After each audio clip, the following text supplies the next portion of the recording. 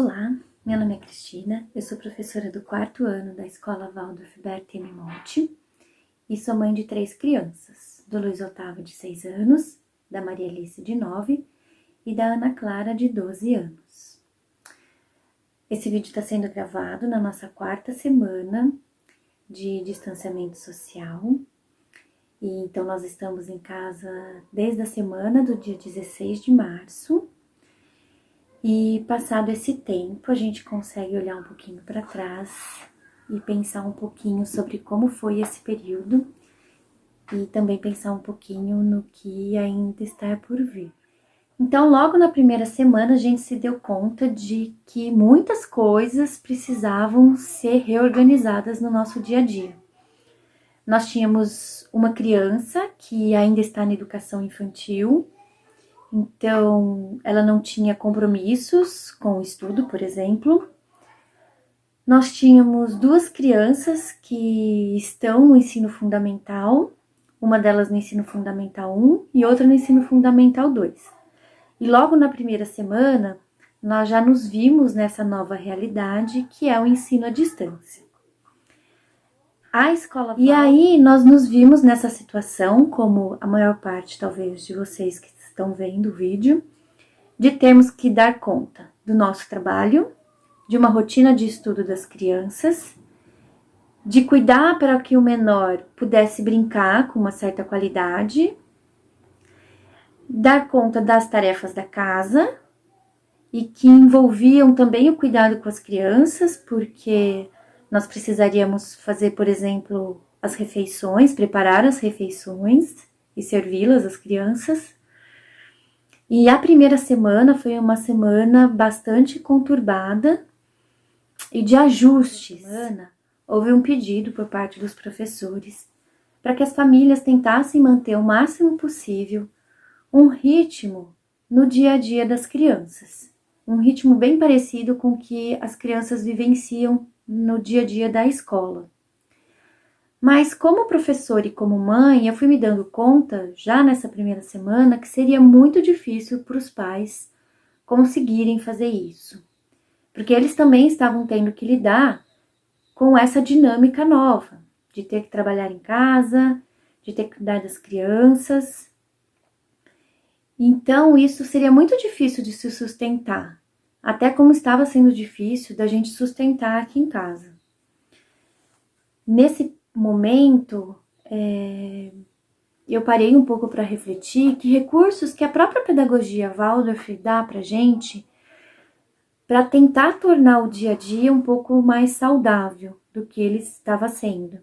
Porque, de verdade, os primeiros dias não estavam sendo muito saudáveis. E aí, me veio, né, a ideia, 2 ideias bastante importantes na pedagogia Waldorf. A primeira delas é a ideia de contração e expansão. Quando o professor vai preparar uma aula, por exemplo, no ensino fundamental, ou quando as crianças no jardim passam suas manhãs com as professoras, toda a estrutura do dia ela é pensada nesses 2 processos, de expansão e de contração. Esses 2 processos, eles estão no nosso dia a dia mais do que a gente consegue perceber, porque eles são os processos básicos da nossa respiração, por exemplo. Então, desde que a criança nasce, esse é o primeiro processo que ela descobre na vida fora da barriga da mãe. Ela precisa respirar para poder viver. E a respiração, ela é feita de uma inspiração e de uma expiração. Então, a pedagogia Waldorf, ela reproduz um pouco esse processo que é tão vital e que a gente nem se dá conta no processo de ensino e aprendizagem. A criança, ela passa por um momento na escola onde as atividades são pensadas em atividades onde a criança possa se expandir, então ela possa brincar, ela possa cantar, ela possa tocar uma música, ela possa se movimentar. E no momento seguinte, ela vivencia uma experiência de uma atividade de contração, que é uma atividade de concentração. Então, onde ela vai ou brincar dentro da sala, ou para as crianças maiores, onde ela vai fazer uma atividade de maior concentração, que tem a ver com a escrita, com a leitura, com o pensar. E esse processo ele vai se repetindo ao longo da manhã da criança enquanto ela está na escola. E transpondo isso um pouco para dentro de casa, nessa situação, eu comecei a me dar conta de que, talvez tentando respeitar esse princípio, as coisas se tornassem um pouco mais fluídas. Um outro princípio que também é fundamental na escola Waldorf, e por isso os professores pediram logo de imediato isso para os pais, é o estabelecimento de um ritmo. O ritmo é aquilo que se repete, mas é uma repetição diferente da rotina. No dia a dia, a gente está mais acostumado a pensar numa rotina. A gente tem uma hora para acordar, a gente sai para trabalhar, nós temos um horário para almoçar, para fazer as coisas à tarde, para jantar e para dormir. E isso se repete no dia a dia quase que invariavelmente. E isso a gente chama de rotina. É fazer a mesma coisa sempre. O ritmo ele é um pouco diferente disso. Ele também é algo que se repete. Ele pode se repetir ao longo dos dias, ele também pode se repetir ao longo das semanas, ao longo dos meses, mas ele tem uma vitalidade, ele é algo que acontece dentro de um fluxo. Então a criança, quando ela está, por exemplo, no jardim da escola Waldorf, ela sabe que alguns dias da semana é o dia em que ela vai fazer o pão. Em outro dia é o dia que ela vai fazer a aquarela. Outro dia é o dia que ela vai brincar no parque. Então o ritmo e contração e expansão são dois princípios bastante importantes para a pedagogia Waldorf. E foi pensando neles que eu me pus a refletir como é que seria, nessa situação de quarentena, pensar nessas duas qualidades do dia e das atividades, a expansão e a contração e o ritmo. E aí eu me dei conta de que algumas coisas precisariam de fato acontecer todos os dias. Era importante para as meninas mais velhas terem sim um hábito de estudo, manter esse hábito. E era importante também para o mais novo ter o hábito de brincar, dentro de casa, fora de casa. O difícil foi fazer esses ajustes, porque eu também precisava de momentos de concentração para me dedicar ao trabalho e de expansão, para cuidar da casa, para ajudar as crianças, para algumas vezes precisar sair, por exemplo, para fazer compras. Resolver essa equação é que não foi tão simples. Mas eu acho que o que fica por trás disso é esse princípio de que dentro desse planejamento do dia a dia, expansão e contração precisavam existir, e o ritmo, aquilo que precisava se repetir todo dia, também precisava existir. A questão é que as coisas que precisavam se repetir todos os dias, não necessariamente elas precisavam existir na mesma hora. E quando, aos poucos, a gente foi conseguindo fazer com que esses dois princípios prevalecessem, as coisas foram se tornando um pouco mais fáceis. Fazendo uma retrospectiva desse período, acho que a primeira coisa que fica para mim é que um dia nunca vai ser igual ao outro. E que a cada dia a gente precisa ter mais ou menos um planejamento do que vai acontecer naquele dia, né? Essa palavra para planejamento também, ela começou a tomar uma outra dimensão aqui em casa. O planejamento de curto prazo é aquele que começou a acontecer no dia a dia, e o planejamento de longo prazo é aquele que dizia respeito àquela semana só.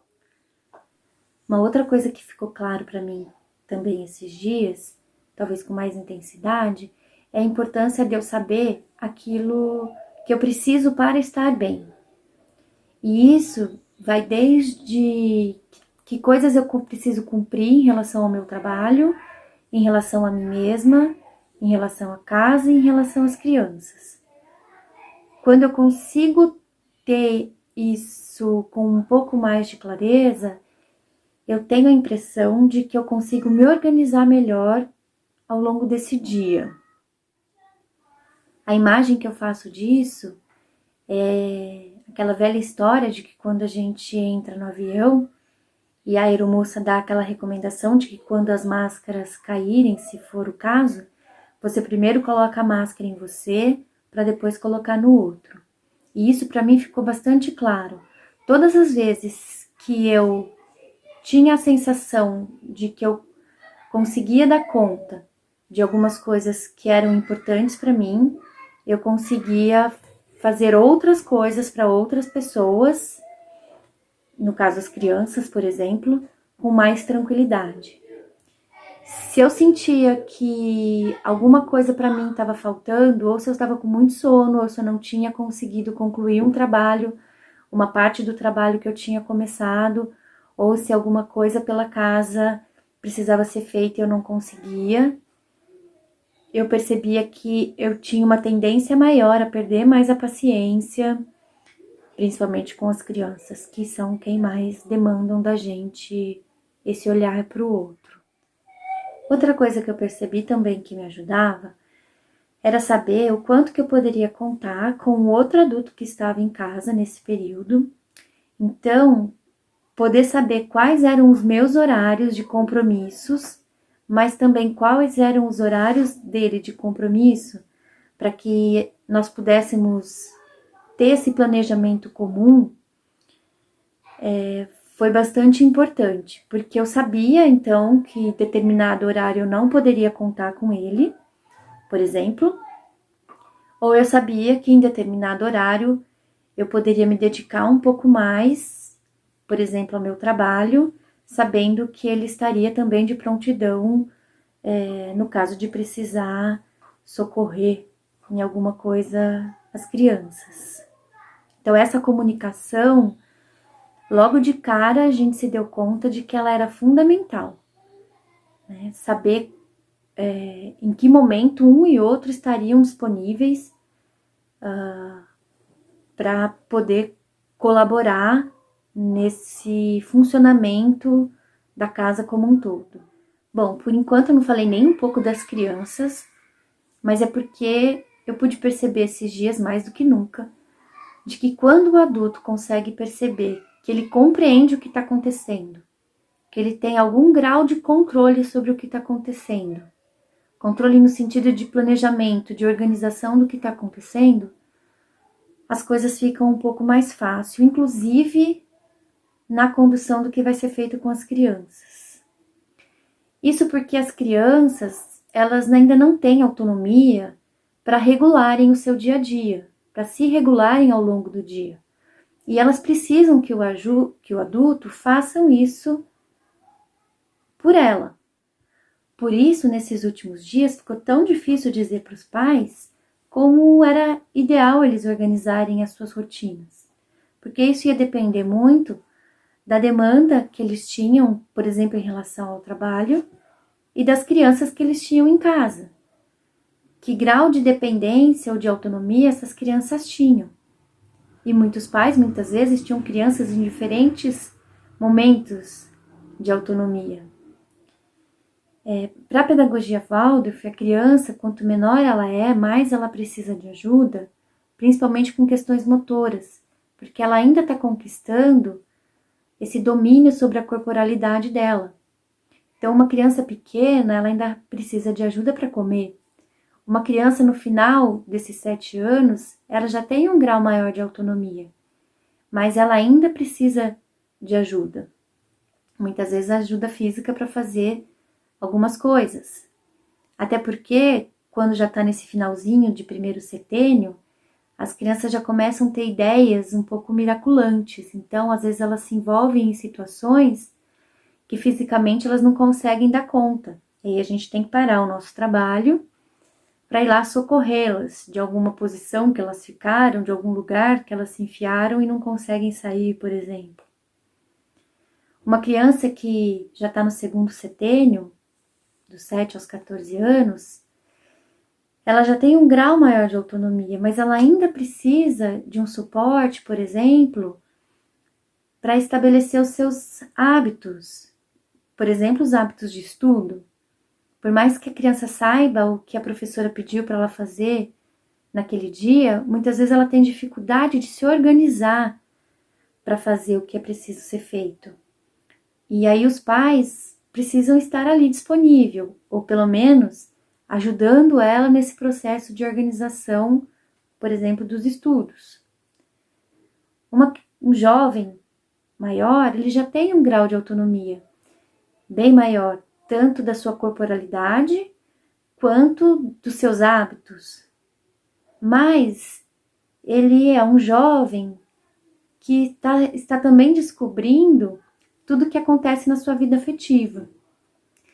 E por isso ele precisa desse apoio do adulto para conseguir lidar, muitas vezes, com a avalanche de emoções que vem com a puberdade e até o início da vida adulta.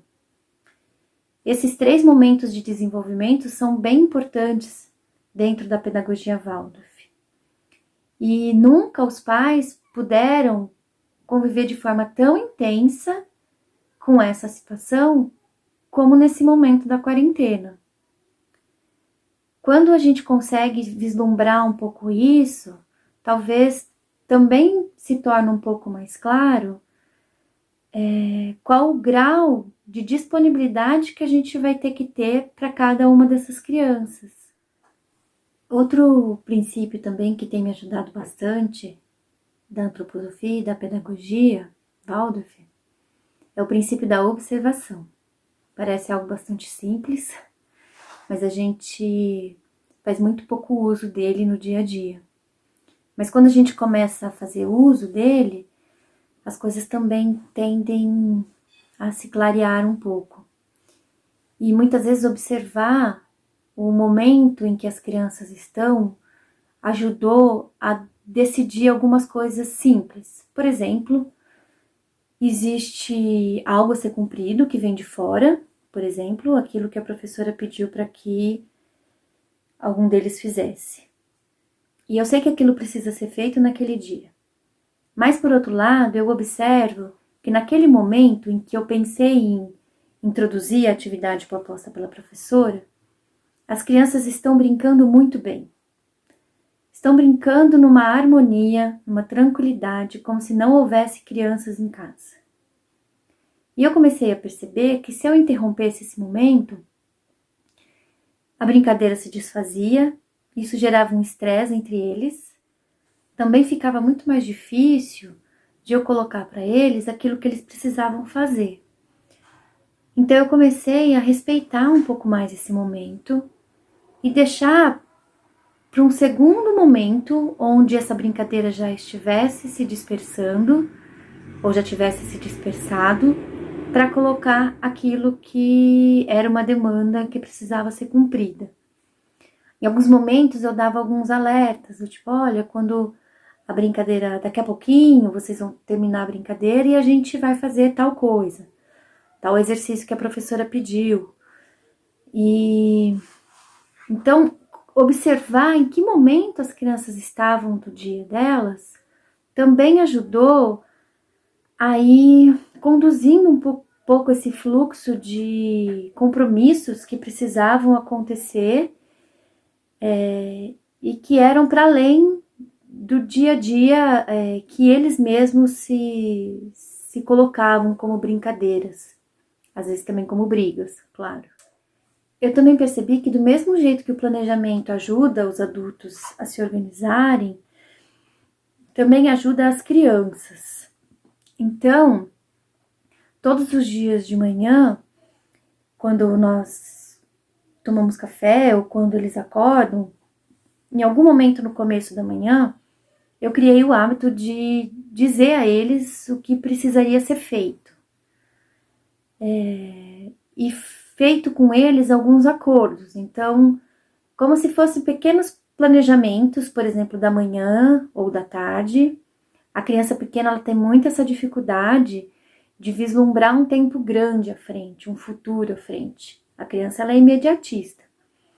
Mas pequenos combinados, por exemplo, para uma manhã, muitas vezes começaram a ajudar a criança a se organizar naquilo que ela precisaria fazer. Então, nós temos que fazer a atividade da professora, que a professora pediu. Mas eu não quero fazer agora, eu tô brincando. Então tá, então você vai brincar mais 10 minutinhos e depois a gente faz.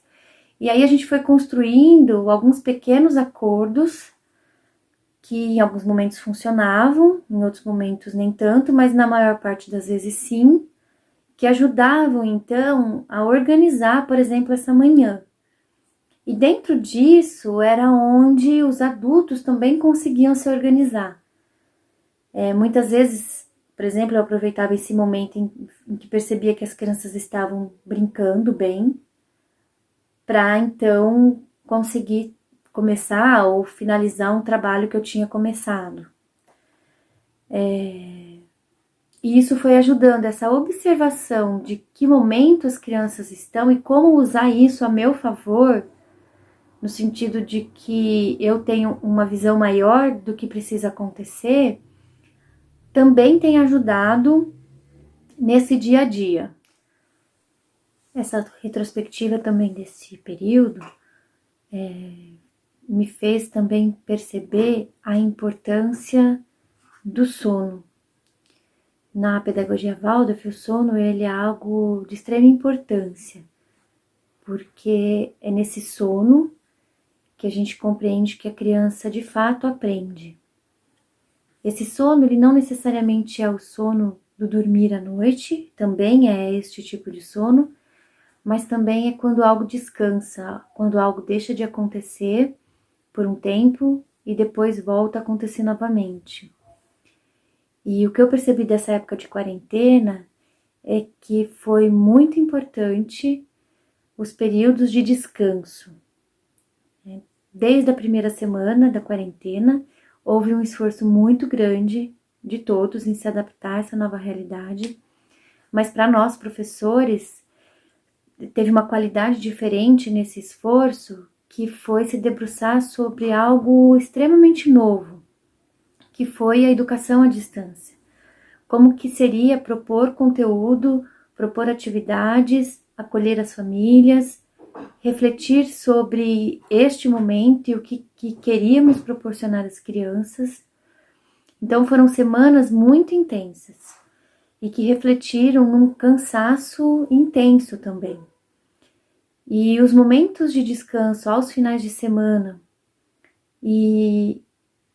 foram fundamentais para uma revitalização. Os finais de semana durante a quarentena, eles são muito parecidos com os outros dias da semana, com a diferença de que a gente não tem realmente a demanda do trabalho ou da escola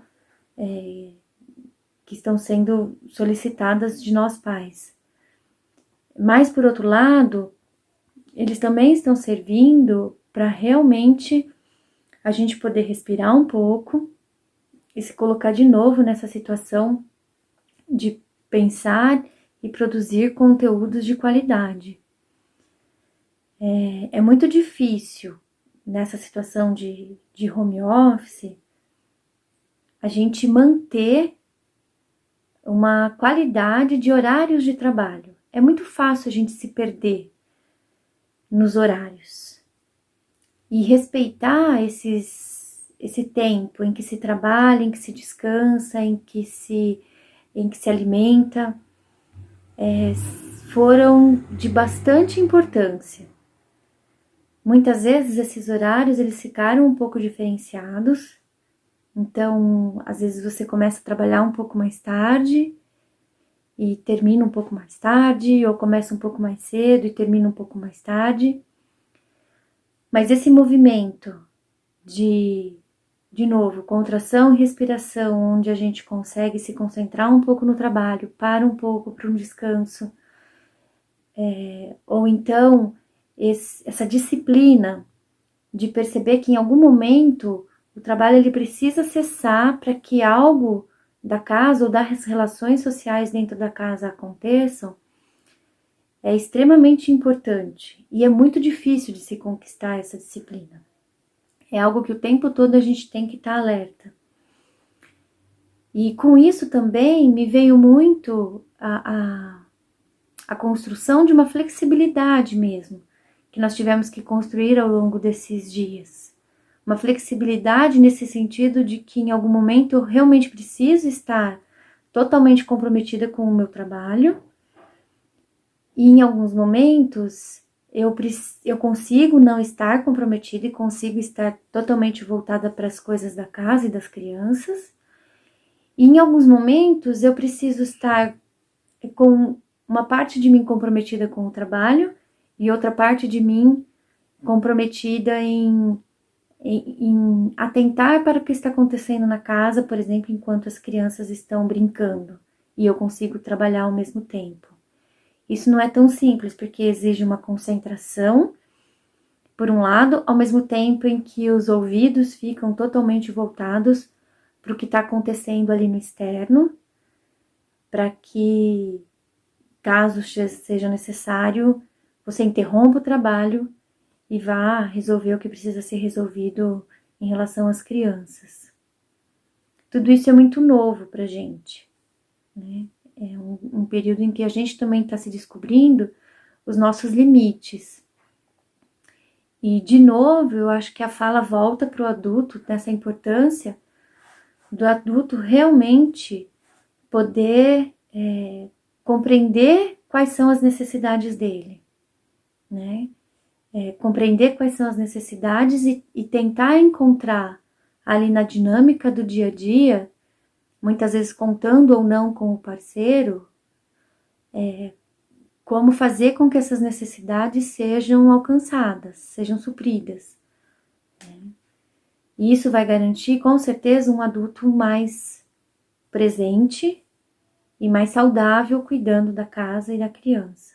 Outra coisa que eu também pude perceber nessas semanas de quarentena é que as crianças, elas precisam ser conduzidas, porque elas ainda não têm autonomia, mas quando elas são conduzidas e quando a gente dá a oportunidade, elas conseguem mostrar pra gente algum tipo de autonomia que muitas vezes a gente não se dá conta que elas têm. Muitas vezes nós subestimamos a capacidade das crianças.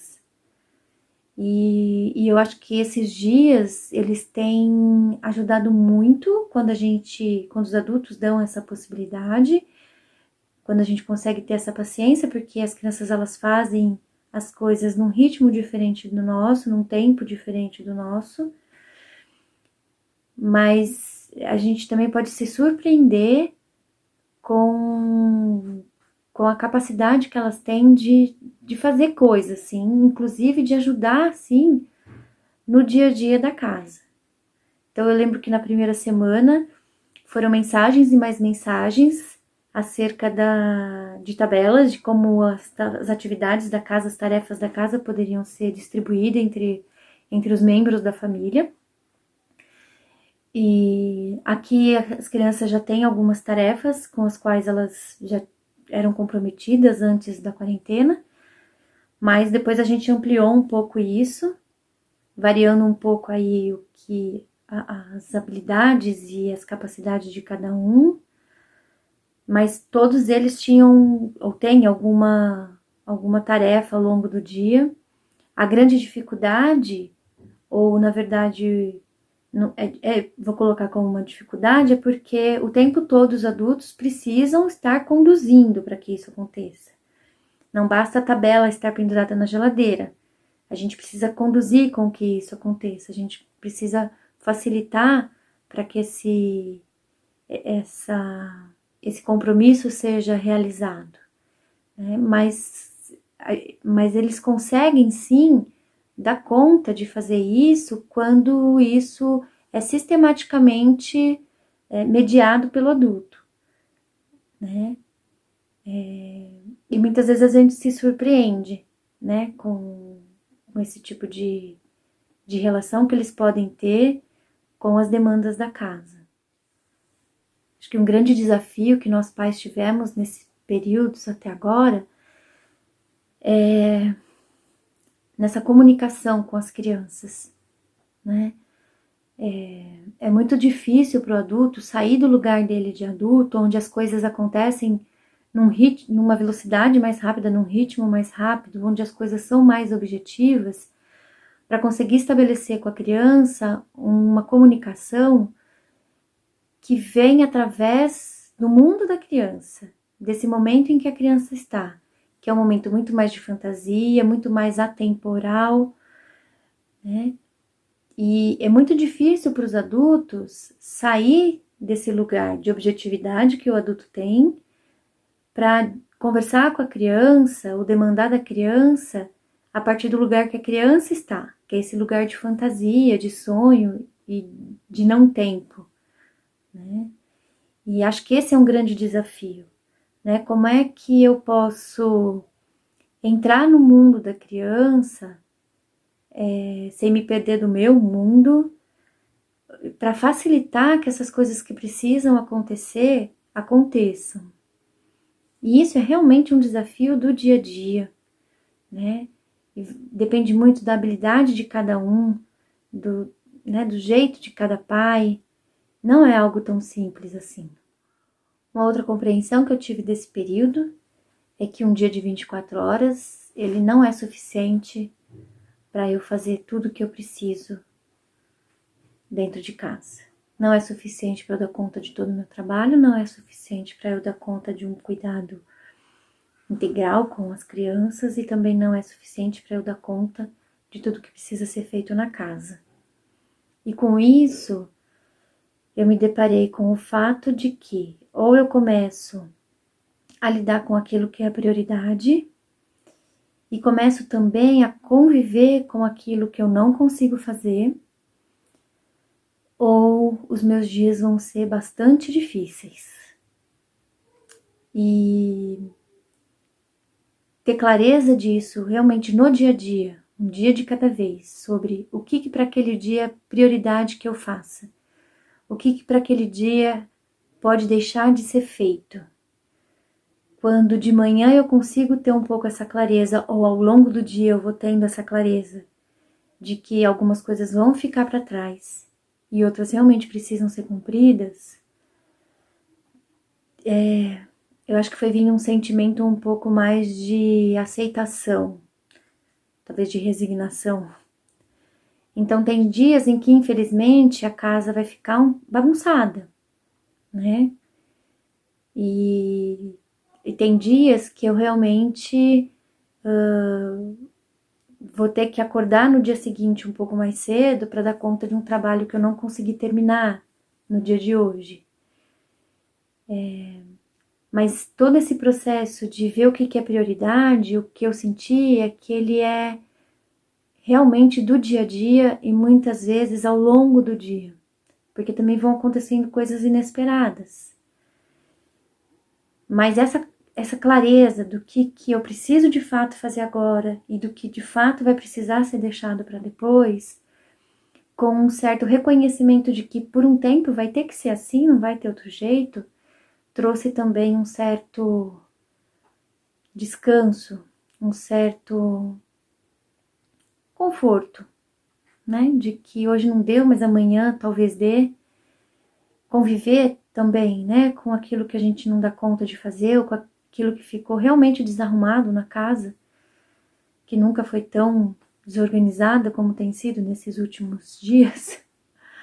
Conseguir conviver com isso também é um aprendizado. É um desafio e um aprendizado. A imagem que eu tenho feito desse período é a imagem de 3 rios, que nascem não sei bem aonde, mas que todos os dias eu me ponho a olhar para eles. E eu vejo como eles estão naquele dia, como é o seu curso. Um deles, às vezes, eu vejo que já começa o dia bem turbulento. O outro pode ser que esteja numa calmaria. E o outro pode ser que esteja correndo entre curvas sinuosas. Em alguns momentos, esses rios, eles vão se cruzar. Muitas vezes 2 a 2, às vezes os 3 juntos. Em alguns momentos, um deles vai ter uma queda d'água. Mas pode ser que em algum momento, os 3 tenham quedas d'água ao mesmo tempo. E aí isso vira uma catarata. Mas depois eles voltam a correr os seus cursos, independentes um do outro. E lá na frente eles voltam a se cruzar. E assim são os dias. Entre cruzamentos e separações desses 3 rios. Eu tô sempre navegando em um deles. E eu carrego comigo um remo. E esse remo me ajuda muitas vezes a conduzir o barco um pouco para lá, um pouco para cá. Ajuda muitas vezes a desviar de algum tronco que tenha caído no meu próprio rio. Ou me ajuda talvez a me direcionar um pouco para a correnteza do outro rio que está vindo ao meu encontro. E quando chega no final do dia, esses rios se tornam lagos e ficam ali, paradinhos, descansando. E no dia seguinte, os 3 rios encontram novamente um curso e tudo começa de novo.